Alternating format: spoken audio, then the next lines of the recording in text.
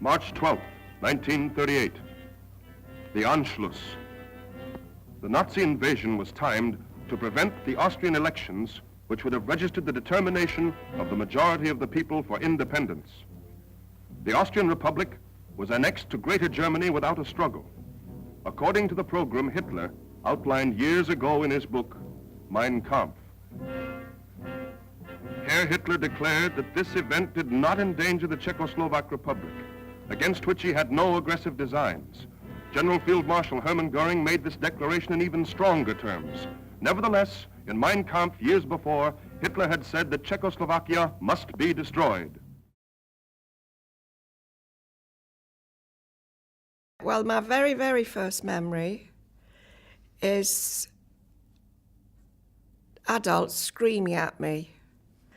It was when we were in Prague and the Nazis had marched in and they were going down the road, and I must have looked through as a little girl at their goose steps. Now, if I'd have been caught as a little Jewish girl rushing out, and we hid, we had to hide, and people must have been absolutely terrified because I'd have been taken in, and that would have been that. I used to go to private lessons of German because at home we spoke only Czech. I only went 1 hour every week to this teacher, so I didn't learn much, of course. And one day mother told me, you won't go to German lessons, you'll now go to English lessons. I said, why? I should first learn properly German, shouldn't I, before I start learning another language? And she just said, well, maybe you'll be going to England. I was born in Prague. My father was Jewish, my mother wasn't. And everything was fairly uneventful until the Munich crisis, when the Sudetenland was handed over to the Germans. And then in March 1939, the Germans invaded Prague. I remember the Germans coming in. We had to tear a picture of President Beneš out of our school books and stick in a picture of Hitler. The schools were supposed to go and meet Hitler in Václavské náměstí. My mother protested we were too young, so my class didn't go, or I didn't go anyway. And I'm aware of German soldiers everywhere. And obviously there was tension, but I didn't understand what the tension was about. We were on holidays, school holidays, in the summer of 1938. And I lived in Sudetenland, which is the northern part of Czechoslovakia. And while we were on holiday, we heard that the Nazis have occupied Sudetenland and we couldn't go back. So we went thence from the holiday resort straight to Prague. And my parents got a flat there and stayed in the flat there. I went to school for a little while, and then as Jewish people we were not allowed to attend school anymore. There were a lot of soldiers about and they taunted us and threw water hoses at us and were generally unpleasant.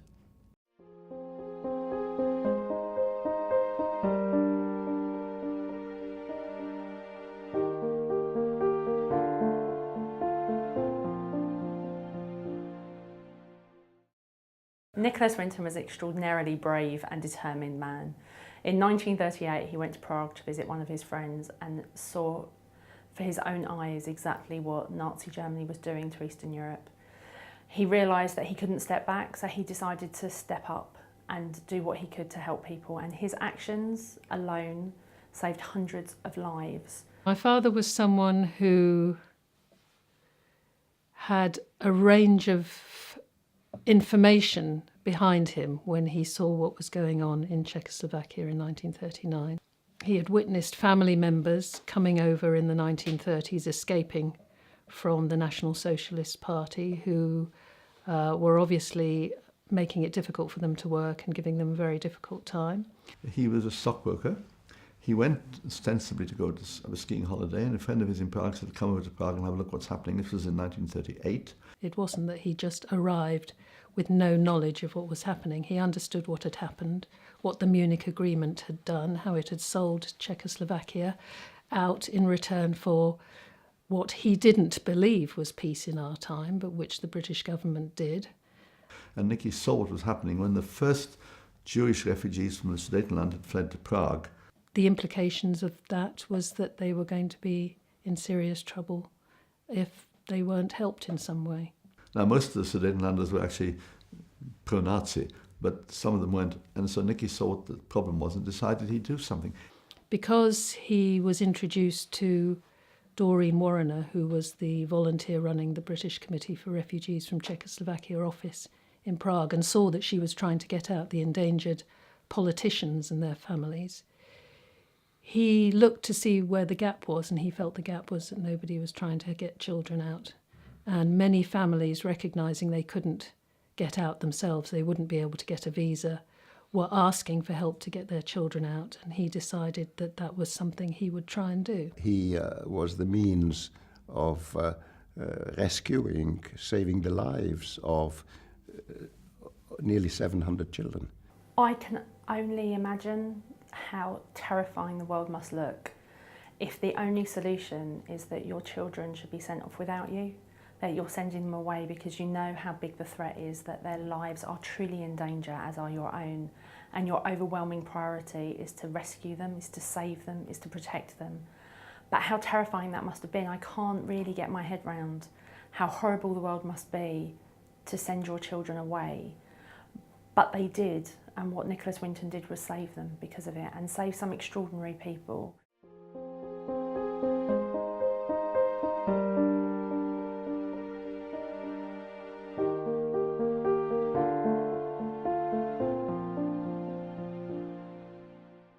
I don't know quite how, but somehow or other, my father got in touch with Nicholas Winton, who had an office in the Hotel Europe in Wenceslas Square. And from there, he and his partner arranged for Czech Jewish children to be sent to England. To go to England, you had to be sponsored, and the Home Office ruling was that they had to guarantee £50, which was a lot of money then, and then they had to guarantee to look after us until we were 18 financially. We were told that we are leaving on the 1st of August, but one day we got a telegram that we are leaving already on the 18th of July.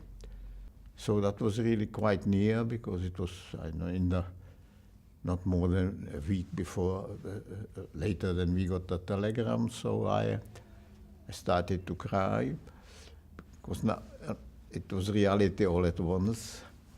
The next memory I have is on the Prague station and looking up and seeing a bright blue engine very high up. And I remember seeing adults crying and lots of handkerchiefs. So we came to the railway station, and very late in the night, because the train took off at midnight. And there we said goodbye. The train took an interminable time. We reached the German frontier, we crossed Germany, and he went on and on and on. I mean, the journey seemed to last forever. When we got to the Dutch border, crossed into Holland, the older ones all cheered because they knew we were out of reach of the Nazis. The next thing I remember is arriving and having a rope around the back of my neck with my identification card on the front of me, and feeling desperately cold and desperately lonely.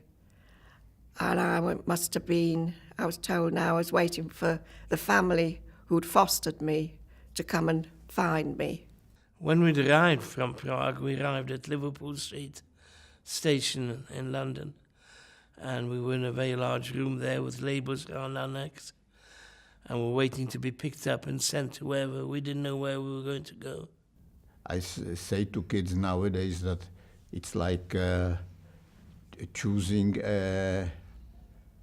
this displaced dog. It's just about the same thing, because they knew nothing about them. Only Winton showed them a photograph, an album of photographs, where they could choose if they want a boy, a girl, if they should have black hair or not, and they all looked so nice and so because it was all of them were professional photographs, so they had to smile and look nice. So it must have been quite a problem to choose which child you want. Well, the cut-off was the 1st of September, when the Germans invaded Poland and closed the borders. And the train that my father had arranged to leave that day was cancelled, and that would have been the biggest transport so far. So obviously that was a huge disappointment and was devastating, because they knew that, you know, those children were in great danger, because they had been kind of pinpointed almost. But our information now is that those children were sent home, that they weren't picked up and taken to Terezín at that point. They were sent home, and it was only later that they were rounded up and put into Terezín. When I heard that my parents had come to England and they were in Stoke-on-Trent, I wrote a postcard to them in Czech, saying how unhappy I was, what a terrible place it was where I was, and I wanted to join them. Please come and fetch me. Well, I wrote that postcard in Czech, and the lady of the house asked me what I'd written. And I said, well, I just wrote that you're all very nice and looking after me, and I was very happy. So she said, well, why did you write it in Czech and not in English? And I replied that I wrote it in Czech to show my parents that I still knew the language, I hadn't forgotten it. And 2 days later, I was collected from a lady from the co-op in Stoke-on-Trent and whisked away to Stoke. And that's how I came to be here.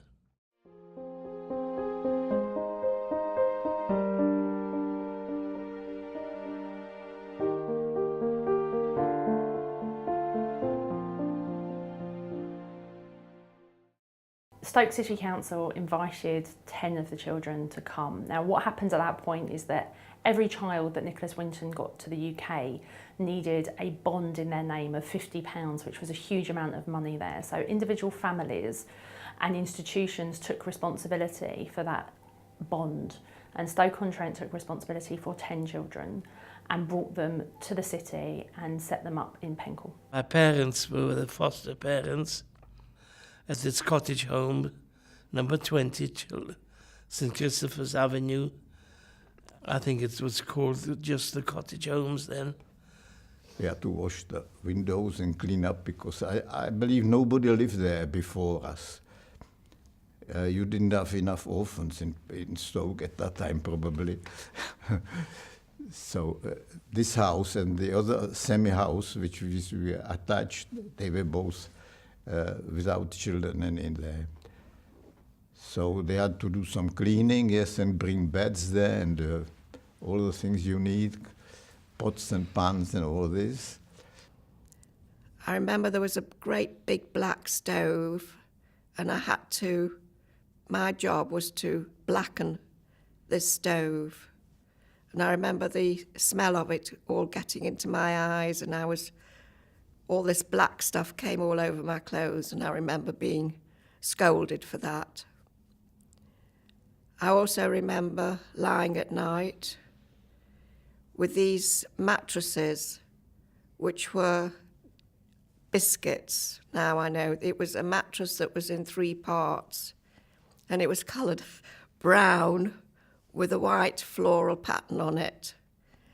And in the night, these 3 mattresses used to move, so there was a great big gaping hole in between, and I used to wake up freezing cold with bits of straw sticking into me, and I vowed that one day I would have a comfortable bed.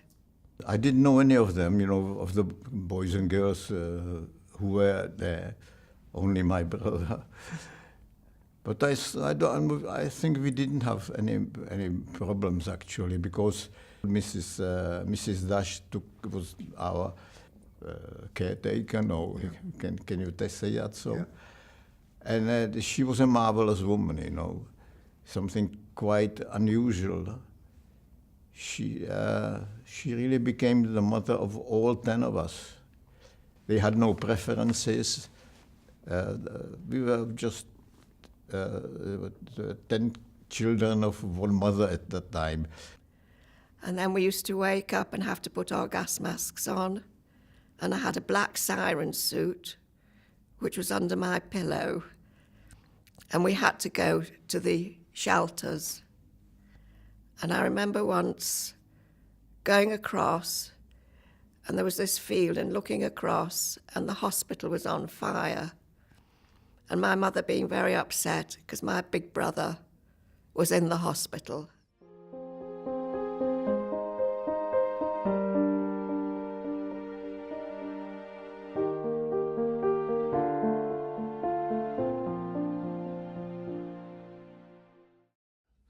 Oh, I was part of the village hall used to be a youth club in the evenings. It was an infant school in the daytime. And I used to go to the youth club there. And from Penkhull, I used to walk to St. Joseph's. And I was there for 5 years before going to Woolstanton Grammar School, like I told you. And had a lot of friends in Penkhull. You know, a lot of people got involved with the Czech children.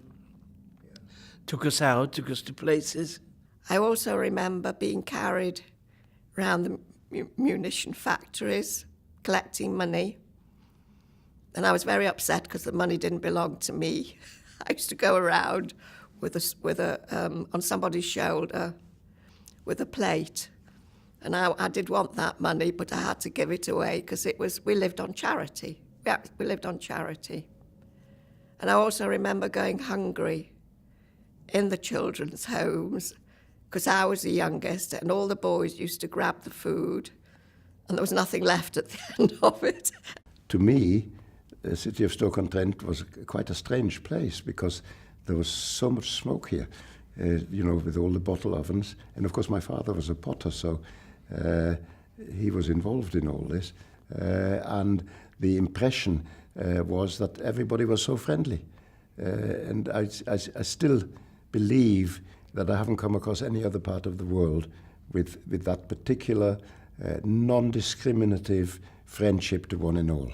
In the children's homes, the people were very helpful with my mother having to cook. And I just remember in the shelter a very happy atmosphere, although we were all terrified we were going to be bombed. And people talking to one another.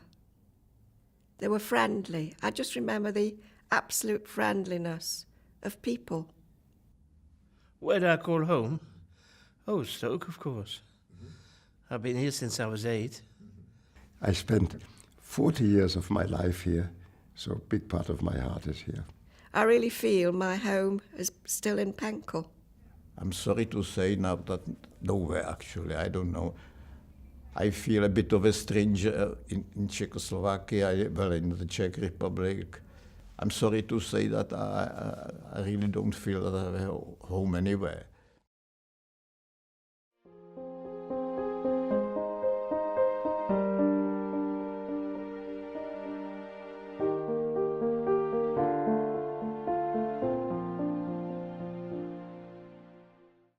What a tremendous, thoughtful and kind effort by the City Council through the relevant people responsible for that to organise this reunion of the few of us who are left, because it's a long time ago that we came here as Czech children, and it's been really very sentimental occasion to meet up back again with the people that one spent the formative years with in the city. Last time when I came here, the only time I came here was in the year 2000. You know, we went down the hill and there was the same post office box there as they used to be there, still red. And the Sicily School was on the other side. That's not there anymore. And the children's home was something, it was all the same houses. I heard it's much changed since then, but at that time still the houses looked as they looked when we were there. Really happy to see some of these people again, you know. Well, it's just like coming home because there's Penkhull Church, and I remember cycling up and getting a loaf of bread. There must have been a bread shop, and it was round the circle. And coming back now, it is like coming back home. Recently, the Winton Children of Stoke-on-Trent came back to visit. They went back to their old school, the Thistlehoff. I think if you spoke to them, and I had the privilege of doing so, that being part of a community, being embraced in that way, made the transition much, much easier. I remember arriving in England and sitting on a platform all on my own with a rope round my neck with a number, waiting for somebody to come to me.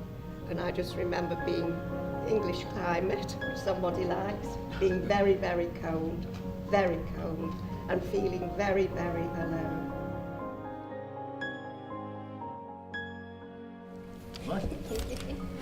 Go wins the knot. You'll have to have lessons in tie tying.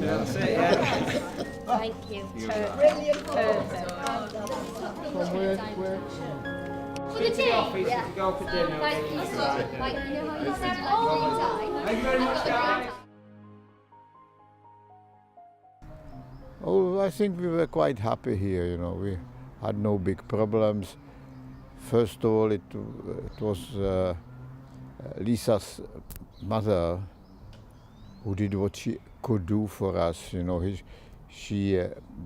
Their children, Lisa and Hugo, had to, when we came here, as she told me yesterday, had to call them Ella and Hans, the same as we call them, so that we were really one family. She took us into the family, and their own kids were no better off than we were.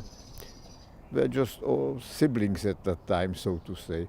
My mother found it very difficult to suddenly be faced with cooking and looking after 10 children when she had a cook, a nanny, 2 nannies, a cook, a cleaner. So it must have been difficult for her. But we had wonderful help from Stoke-on-Trent people. English people who came into the house and I think helped to peel the potatoes and just helped. Because suddenly things were rationed, you were in a foreign country, and suddenly where they were eating, and the boys probably didn't like English food, they wanted Czech food. So it's a part of life which you'll remember forever, somehow to say, because you can't erase it. Living before in a normal family and then coming into this environment, it was something quite different, of course. Because I was at the school till I was 18, that's 14 years, which are your main formative years. And I've got Stoke-on-Trent to thank for that for the rest of my life, because I managed to get to university, and I was very, very lucky. And I was a school dentist, so I worked with the Stoke people, and I felt that was my thank you to Stoke-on-Trent. Well, as it feels to everybody who comes to somewhere where you were 70 years ago, it's just melancholy and all these things around it. Nothing more. Very nostalgic, very lovely. Very lovely, and it's given me a chance to say thank you to Stoke-on-Trent and to the people who helped us during the war and helped me in later life, yes. Because I think you're wonderful people. And now after school tire, you see. So that will remind me every time I put it on, I'll be remembered of Sicily Academy.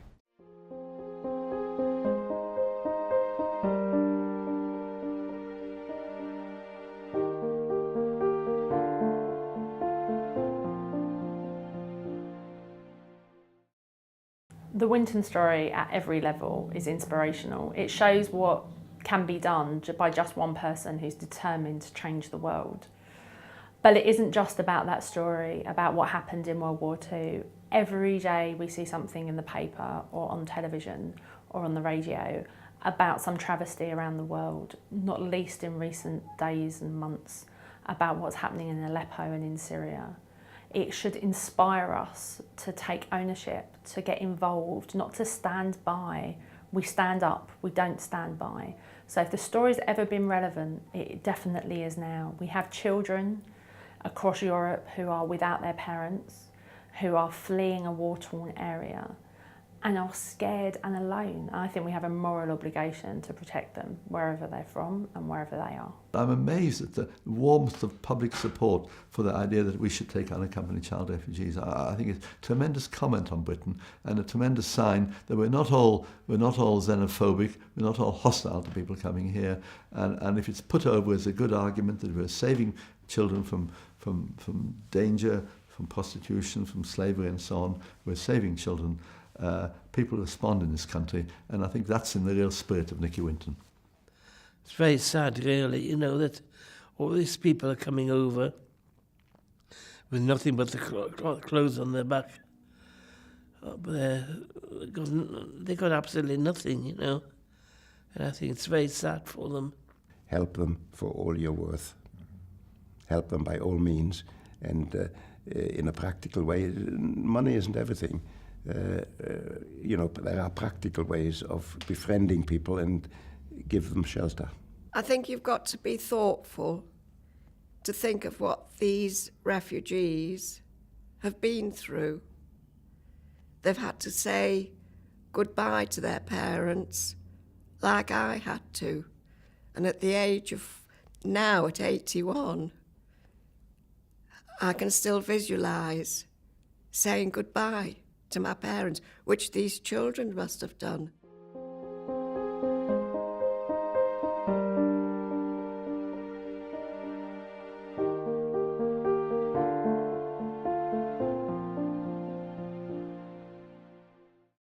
He was often asked why he did all this charitable work. Wasn't he good for doing all this charitable work? And he said, because he did charity work all his life, he said, I do it because I enjoy it.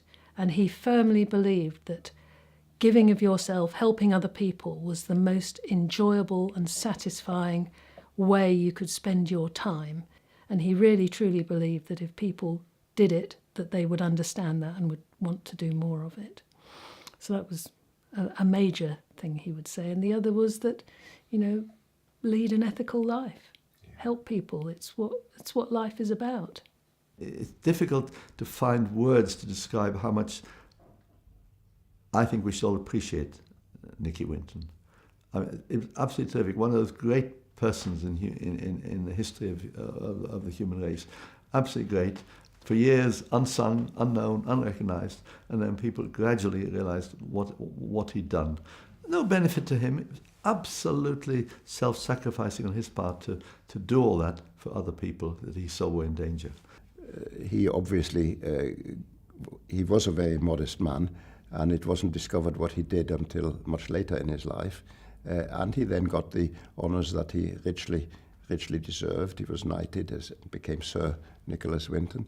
Nicholas Winton should be considered by all of us as an inspiration. There is one Holocaust memorial to the children who died. It's in Jerusalem. The children who died in the Holocaust, of which there were 1 million children. And you can't really get your head around numbers that are that big. But the memorial is a candle surrounded by mirrors, and each reflection of the flame of the candle is one life that was never born. So the candle represents the child, and then each reflection, their children that they never had. What Nicholas Winton did was not just saved that life, but the lives of their descendants. He contributed not just 689 lives to our country, to the world, but all of their children, their families, their contributions. They all are here, they've all contributed because of the journey that Nicholas Winton took them on. He had regular contact, people phoning up, people wanting to come and meet, looking at the scrapbook. So over the years he met hundreds, I would say, of these adults that he had rescued as children who wanted to come and talk to him, and they wanted two things. They wanted to look at the book and to hear what he had done and whether he'd met their children, their parents, and whether there was anything in the scrapbook relating to their parents, because there were letters from parents in the scrapbook. The other thing they wanted to do was this is my opinion, they wanted to demonstrate to him that their lives had been worth saving, and they wanted to show him pictures of the families they'd had, the lives they'd led. It was very emotional. You can hear as I talk about it, I find it emotional. He's more important than... He's my saviour. If it hadn't been for him, so be it. We'd have been gone.